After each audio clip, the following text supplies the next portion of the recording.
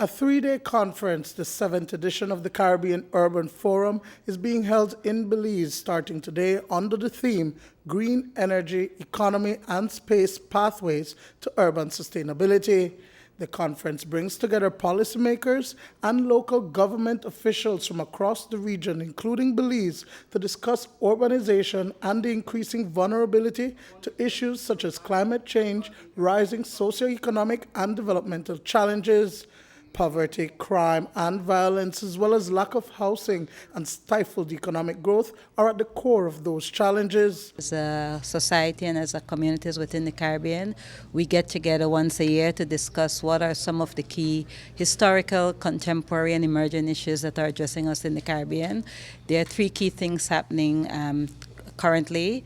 One, of course, there is climate change, which represents an existential threat to our society and our community.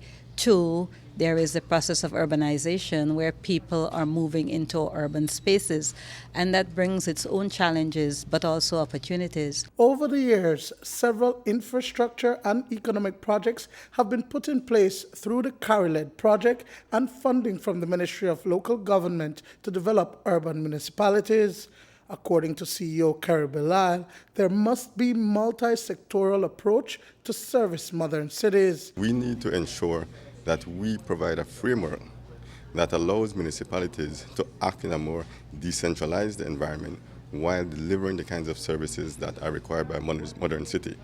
And in that regard, the capacity at the municipal level is very critical to ensuring the balance between service delivery and an appropriate policy framework. So we think that the kinds of information coming out of this session today should go a long way in helping the ministry to build that environment that will make municipalities more successful in a sustainable. But how do you enhance the quality of life of persons living within a municipality? Belize City Mayor Darrell Bradley says that expanding the city range is not sustainable for development, and there is need for the community to develop a culture of ownership for open spaces. We're talking about poverty reduction, we're talking about citizen security. And so these conversations are very, very critical to building that kind of community that's resilient and that we want to live in. And it's very important, likewise, I mentioned this in my opening remarks, that it's important for members of the public to be aware that these forums are going on. So it's not only a closed door session. We've taken very deliberate steps to ensure that we have the Urban Expo, for example, so that people can see the product of research that we have been doing with the Emerging and Sustainable Cities Initiative funded by the Inter-American Development Bank and the scenarios for development, how you can see your city growing or not growing depending on the pathways to sustainability, as we so call it. According to Director of the Caribbean Network for Urban and Land Management, Dr. Assad Mohammed, the forum's objective is to turn the shared knowledge into actionable plans. When we started the Caribbean Urban Forum in 2011 in Guyana, not one single Caribbean country had an urban policy. Not one have an urban policy.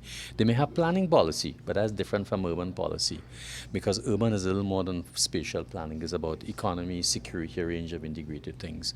I think now the first thing within the first 3 years was to establish a Caribbean urban agenda with CARICOM.